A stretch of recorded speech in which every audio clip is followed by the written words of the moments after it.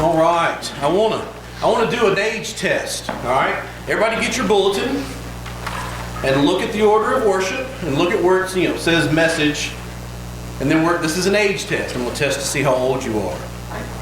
What comes next? If I say, and now you know. The resurrection. There we go. That's right. Good. Can y'all believe I actually know that? I used to listen to some Paul Harvey, right? He would sign off every day, and now you know the rest of the story. Paul Harvey. Good day. Did y'all know there's a website, like all of his stories, all of his story times, those broadcasts are actually on a website. You can go back, it's like 600 something episodes are all there. You can go and just, well, I guess you can't watch them because it's radio, but you can listen to it, right? Like as a podcast online, which I think is super cool. I want you to think today, we're going to be in Matthew 28, and the reason I call it the rest of the story, which is last week, you probably didn't notice, we called it the story, right? The story of resurrection. We explored the abruptness of Mark's ending to the Gospels. Like we've had all these stories, and then all of a sudden there's an empty tomb. There is no eyewitnesses of Jesus. The women are supposed to go and tell people that Jesus isn't there, and they don't. Something goes wrong, and it just ends. And we imagine, we try to think and engage on the idea of why is it so abrupt and how it leaves us with a taste of faith or a challenge of faith. Well, today we turn to Matthew and we see his expansion of that ending. And it's like, we know, like church history tells us, we're like 99% sure of this, that Mark was the first gospel written down. He just started writing the stories down and collecting them, which meant then when Matthew and Luke especially, and also John, start to write their gospels, they have Mark's stories already. They're aware of them, they probably have a written copy, and Matthew looks at this and is like, bro, you missed something. So he adds to it. He expands the story a little bit, which is why Matthew's a couple chapters longer, and gives us the eyewitness account. So I want you to start with me in Matthew chapter 28. The first part is basically the same. We start in verse 1. It says, after the Sabbath, at dawn on the first day of the week, Mary Magdalene and the other Mary went to look at the tomb. There was a violent earthquake, for an angel of the Lord came down from heaven and going to the tomb rolled back the stone and sat on it. His appearance was like lightning, and his clothes were white as snow. The guards were so afraid of him that they shook and became like dead men. The angel said to the women, do not be afraid, for I know that you are looking for Jesus who was crucified. He is not here. He is risen just as he said. Come and see the place where he lay. Then go quickly and tell his disciples, he is risen from the dead and is going ahead of you into Galilee. There you will see him. Now I've told you. That's basically the same story for Mark. The problem is Mark kind of ends there, right? But it's basically the same story. Matthew does identify the fact that it was an angel, and Mark had just said it was a young man, and it wasn't hard to realize that's what he meant. But Matthew gives us the title for it. Matthew also includes the guards in the story. He makes us know like there were some other people there, and it makes sense because Matthew is exclusively writing to a Jewish audience, and he needs to address why it is that like the Jewish leadership keep echoing this story that the guards tell us in a couple of verses of how somebody came and stole Jesus' body. Like he records that, gives us a little more interesting details there. But what I do want you to notice, like although it's the exact same story, notice the sequence of events. This was something that I'm not sure I'd noticed. It just popped up to me this week. The sequence of events and the way in which Matthew tells it is you've got this angel comes down from heaven, right? And he hangs out at the tomb. And then the angel rolls the stone away. And then he tells the women he's not here, he is risen. What's interesting about the unfolding of that timeline is Jesus is already gone. It doesn't tell us that the angel came and opened the door so that Jesus could leave, right? Is that the angel shows up, rolls away the stone, and then tells the women, oh, the guy that you're looking for isn't here. He hasn't been here for, at least a couple of minutes. So it makes you think, like, I've always been under the imagination like the angel is there helping flex the muscles and roll the stone away so that Jesus can get out. And that's actually bad theology, shame on me. But like, Jesus wasn't there anymore. He's already gone, which is cool. But then you have to ask, well, then why is there an angel there to start with? What is the purpose of the angel? If the angel isn't there to help Jesus break out of the cage, the angel's there for the women. It's a testimony to the Marys who show up. And I love this, that God sends an angel to the place for the purpose of interacting with the Marys who were coming. Like they're there to talk to them, and I guess, scare the snot out of the guards who were there too, right? Like, so they're laid over on the side. We're not worried about them. What we're worried about is the lady. Like, that's why the angel shows up, is to talk to them, to give them their instructions, to maybe give just a tad bit of explanation as to why the room is empty when they're expecting somebody to be there. He comes for the women, he gives them their instructions, and the story is almost verbatim what we read in Mark. But then it starts to shift a little bit.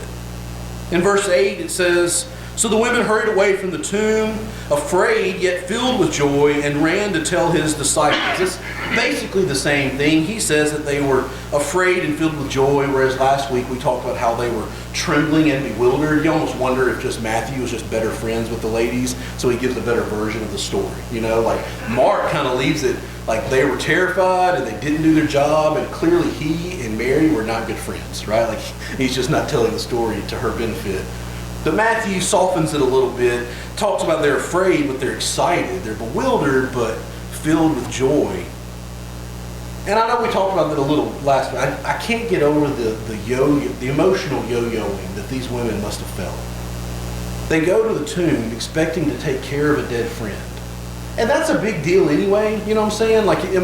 Most of us at some point have had to deal with a funeral, and just the process of that, right? It's overwhelming, of getting all the things in order, and you're trying to be very businesslike about someone that you care deeply enough so that you're involved in the process, right? It's a terrible experience. It's heartbreaking. It's difficult. And that's where these women are in their headspace. Their best friend has just died. They got stuck with the Sabbath and had to just sit on it for a day. And now they're getting to go and finally do all the burial stuff that needed to happen to honor their dead friend. But when they show up, they meet an angel. That's kind of weird. And their dead friend's not there anymore. Turns out in a second they're fixing to meet him as an alive person. The emotional trauma that probably was on these poor girls had to be pretty intense. And that's where Mark left the story. If you remember last week, if not, go to YouTube and watch it again, right? It was really, really good. Go back and thanks, baby. Mark just leaves the story there. The women leave. They go to tell the disciples, but Mark tells us they didn't do it because they were afraid. And obviously that mission somehow gets accomplished because the story continues, right? We have gospel story after Mark. But according to the way Mark told the story, it just ends there. The women go, they don't succeed. History shows it, they figured it out. Matthew is going to tell us how. That's what Matthew does. He looks at Mark's story and says, all right, you left a part out that I think is kind of important. And he shows us how the women actually accomplished the mission. And it starts in verse 9. Suddenly, Jesus met them. Greetings, he said. They came to him, clasped his feet, and worshipped him. Then Jesus said to them, do not be afraid. Go and tell my brothers to go to Galilee, and there they will see me. They get to meet Jesus. Matter of fact, there's this cool thing that happens there in verse 9 that, like it says, my translation says suddenly. Yours is going to say something like that. It's a tip marker that Matthew uses all throughout his story. If you were just to read the story, you'll notice over and over again, he says something like, and suddenly, and then immediately, or look. The actual word there is look or behold. That's what Matthew says, is they're going to do their thing. All right, that's where Mark left off. And then he tacks on the back of it, look, behold, Jesus shows up. Jesus met them while they were on the way. It's the way that he writes the gospel. It's his way of saying, hey, flag, pay attention. Huge moment happening right here. And obviously it is, because here's a guy that's supposed to be dead and he's not. And he meets these ladies who are on their way to go tell this awesome, incredibly good news. This, let's just be honest, is so much better than Mark's version. It is. It's so much better. Because now we actually get to see Jesus. We get to see him interact with the Marys. We get to see them interact with him. We can put ourselves into the story. Mark leaves us hanging, and there's a purpose for that, right? There is meaning there to live with the ambiguity of what happened. But Matthew makes it a little easier, and it tastes better, and I like it. Because we actually get to see him. It says that he says greetings. It's literally like he says, hey, like good morning. That's not a fancy word. It's just like he just said, hey, how doing? That's all it is. There's nothing fancy here. It's literally just a friend talking to friends, except, he's not supposed to be there. But what's cool about this moment and the way that Matthew then expands the story from what we had in Mark last week is a new reality has set in, and it's been confirmed here. The new reality actually happened, a couple of verses ago when the tomb was empty, and that was important. But now it's been confirmed that death has been defeated, that resurrection is possible, that there is hope beyond grave, that Jesus is actually who he said he was. And you think about these ladies and obviously the guys that are off hanging and hiding in the back room somewhere, like they have believed Jesus, they have committed their life to him, and then he dies and he's gone for, almost 3 days, and they're like, did I get it wrong? And they did, and I don't blame them for it, because I 100% would have too.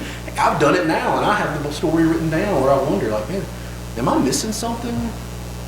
Did I get this wrong? Have I put my hope and faith in the wrong person? But then they meet Jesus. And that reality that has been changed becomes a confirmation to them, not only of what has changed for them, what has changed for all of creation, but also a confirmation that Jesus is exactly who you thought he was. He's exactly who he said he was, which means that now you go back and think and look and listen to everything that he told you over the last 3 years, and it takes on an unbelievably bigger experience.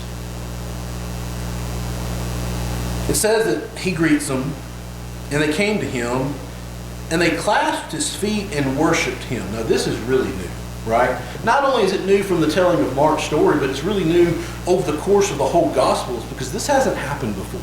The worship of Jesus, that's not happened before, which means they went from being friend to now they've come to try to help this friend, die with respect, basically. Then they meet their friend who's alive, and they realize this guy's God. I'm sure they thought it before. He told them it was, but they wondered, they doubted, and now it's been confirmed. And they go from relating to him as a friend to relating to him as a deity, as actually God himself. And they worship him. That's new. That is a massive altering of reality. Their relationship with Jesus has been altered. His relationship with all of us has been altered, not because he's different, but because we finally get to see it and understand it. Then you look at the way it works out. It says they fall at his feet. That's actually an expression of submission and homage to a king. The king walks in, that's what you're supposed to do. You grovel at his feet. That's kind of the history behind that. But then you add to it, it says that they groveled at his feet and they worshiped him. That's a whole new way of relating to Jesus, which makes this really cool lesson for you and I to think about how we are supposed to relate to Jesus. And I think that's it. I think this is like that story, that lesson in a nutshell is that we relate to Jesus with homage, respect, with worship because he's God, with submission. Because if he is God and he can beat the grave, then I need to submit to his power and authority, which ultimately leads to obedience. If he's God, and I'm going to worship him like God and submit to him as a king, well, it makes sense to then do what he says. And that's where our story changes so much from where Mark left us hanging. It's the obedience that was missing. I think that's what Matthew looked at Mark's story, is that, man, you got 9/10 of it, but you missed this little thing. And I want to add it on, especially for my Jewish readers, because I need them to understand how important it is to look at Jesus as God himself and recognize that we have to do what he says. So he tells us the story about how the women, they worship him, and then they complete their mission. And they're apparently successful in their mission. Because we know that the disciples go and meet Jesus at Galilee. What we'll do is we'll skip the next couple of verses of the guards report, not because it's not interesting, but just because it's not our focus for the day, right? But the next thing that we pick up is in verse 16, where it says, then the 11 disciples went to Galilee. How'd they do that? How'd they know to do that? Because the women did what they said they would do. They did what Jesus told them to do. Obedience has been tacked into the story, so now we see like the full circle, not only of who Jesus is, but how we react and respond to him. So it says in verse 16, the 11 disciples went to Galilee, to the mountain where Jesus had told them to go. And when they saw him, they worshipped him, but some doubted.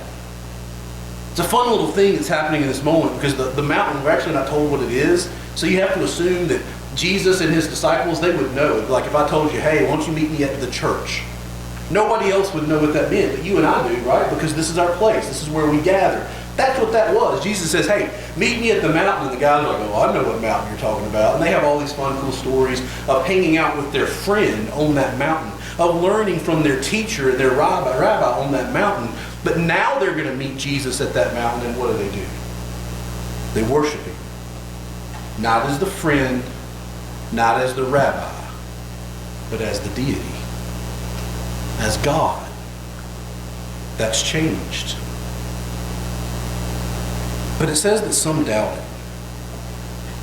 And I'll admit to you, like there's way more conversation to be had about the doubting part here than I really want to delve into. And I can give you cool stuff to read. Smarter people than I have tried to understand what that means. My best guess is that this is Matthew's homage to doubting Thomas.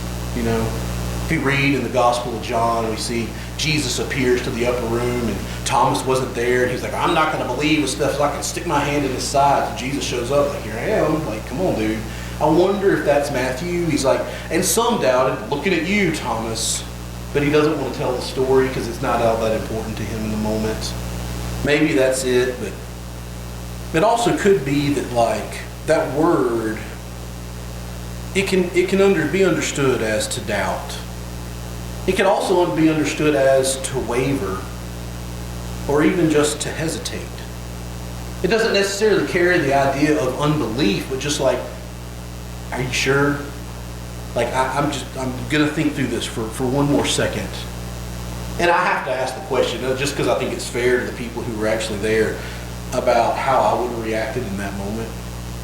Like, how would you feel if your best friend came back from the dead and now everybody worships him as God? Wouldn't you hesitate for just a second? Like, you're my buddy. I've been fishing with you. I'm not quite sure I'm up for worshiping you. That makes sense? I wonder if that's all it is. Is Matthew just saying, it took us a second. Some people like Peter jumped head on, right? Because that's what Peter does. And John, because in John's gospel tells us he's been to the tomb already. Like, so he has maybe a little extra information, but a couple of them, Thomas especially, are like, give me a second. I got to think about that. And I actually love the fact that that's stuck onto the story, because it opens the envelope, I think, to all of us. We all hear the story of the resurrection. You hear about who Jesus is and what he's accomplished. And some of us jump on board. Like, yes, I'm there. 100%, I have no qualms whatsoever. And I say, good for you, right? That's awesome. Some of us are a little more hesitant. Like, oh, God, I'm going to bank my whole life on this. I need to think about this. Let me read the rest. Let me read that one more time. It doesn't say that they were left out. To me, what it says is that underneath the power of the resurrected Jesus, who's about to give the Great Commission and ascend into heaven, there's room for those of us that are like, can I read that one more time? There's room for those of us that are like Gideon, who's already gotten the sign from God. He's like, can we flip that thing over and try it once more? And God says, yeah, I can be patient. I find that encouraging. It says that they were there. They worshiped, some doubt. And in verse 18, though, it says, Jesus came to them and said, all authority in heaven and earth has been given to me. Now that's actually pretty fun to me, because it answers the question that you and I were wrestling with coming into Easter. If you remember, we started at the end of the Sermon on the Mount, Matthew chapter 7, and it says that Jesus taught as if he were someone with all authority, right?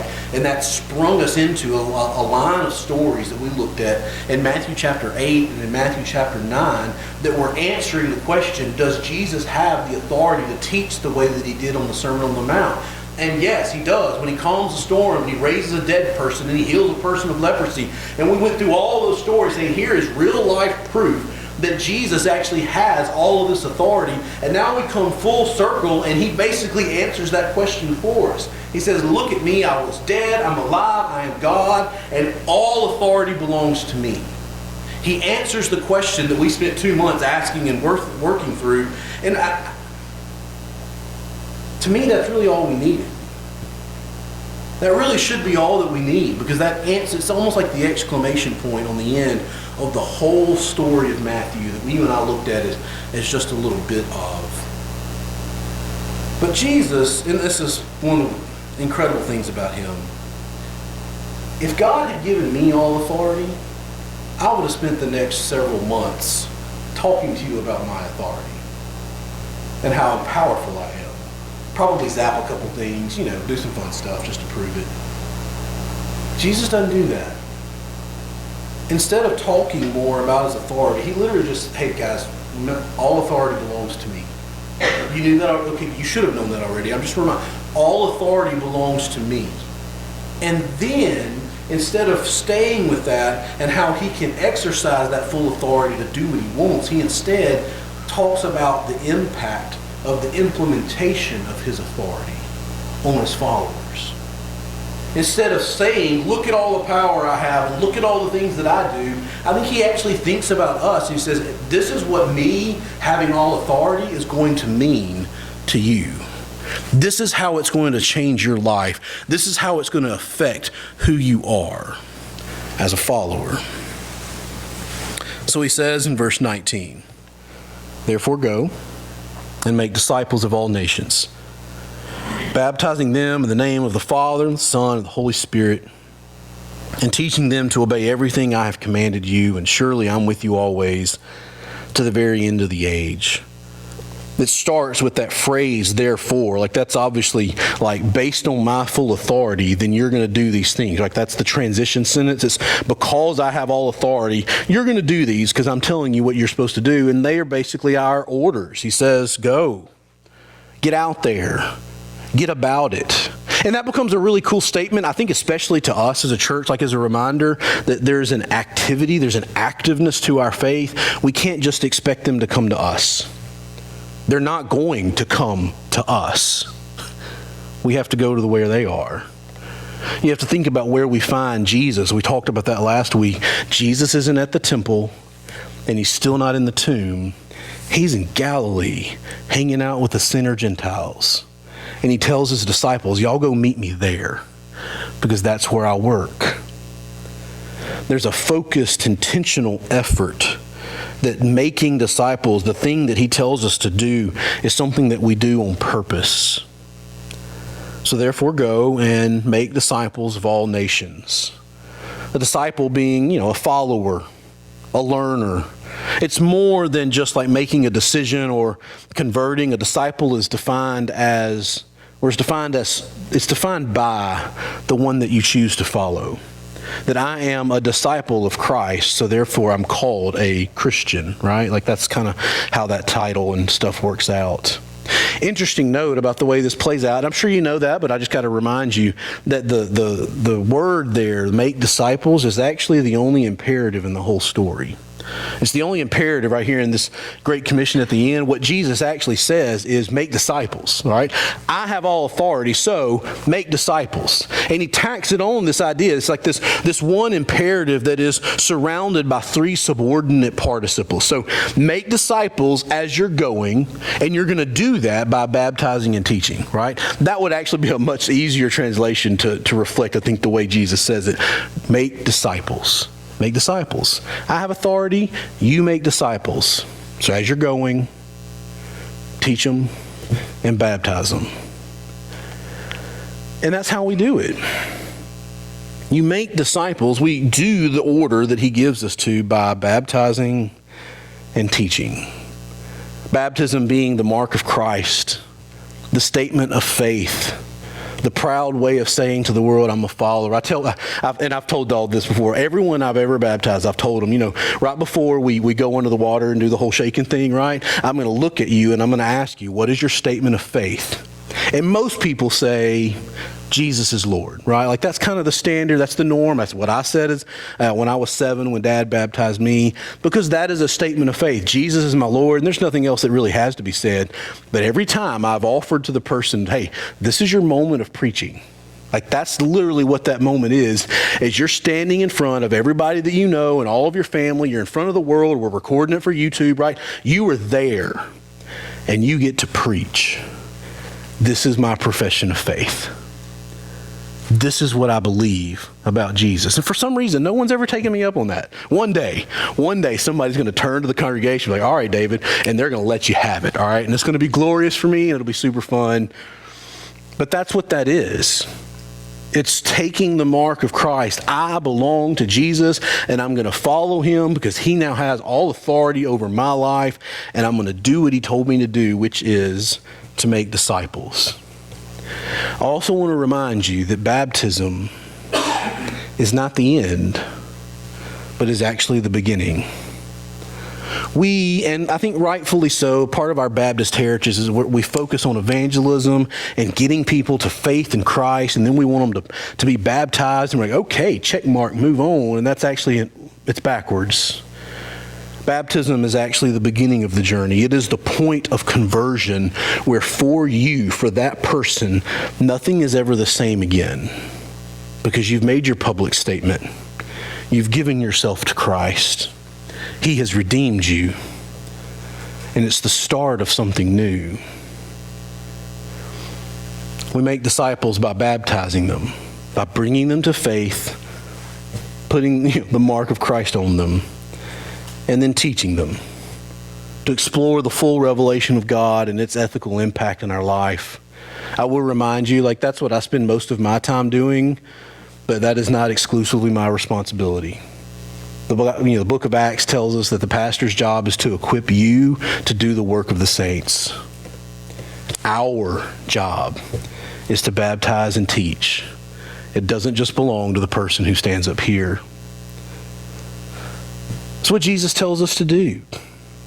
Now that you've seen me die, and now that you've seen me alive again, you recognize who I am, and you worship me as the God that I am. And then you recognize that I have all authority over your life, and I tell you to do one thing: make disciples. Yes, sir. And then he reminds us, and I'm with you always. I'll be with you the whole time. When you try to make a disciple and you absolutely fail, that's all right, I'm with you. When you try to make a disciple and it works and it's glorious, people get baptized, I was there with you then.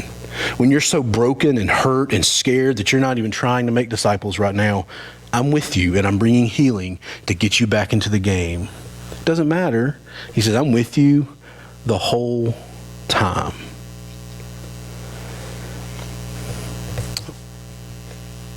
Mark's story leaves us hanging. It forced us to ask questions. It forced us to focus on pursuing our own personal faith, and that's beautiful and important, and that's the role that Mark's gospel can play in our life, is it makes us think about us. Matthew gives us the assurance of faith. He allows us to see the resurrected Jesus. He allows us to hear the women talk about the resurrected Jesus. We get to see the 11 disciples see and interact with and worship the resurrected Jesus. He gives us the assurance of our faith that last week left us wanting, right? Mark makes us wrestle with it. Matthew gives it to us. And then Matthew gives us our orders on what to do with it. You have your assurance of faith. You know that Jesus is alive. You know who he is, that he has authority over your life. Now, what do you do with it? You make disciples. Let's pray. Father, I ask your blessings on this story as it resonates in our mind, on this command as it resonates in our hearts. There are lost people all around us. There are lost people in here. And you tell us to share the story of Jesus with them and call them to faith. I ask that you would use me, that you would use each of us, that you would use Grace Fellowship to accomplish that mission.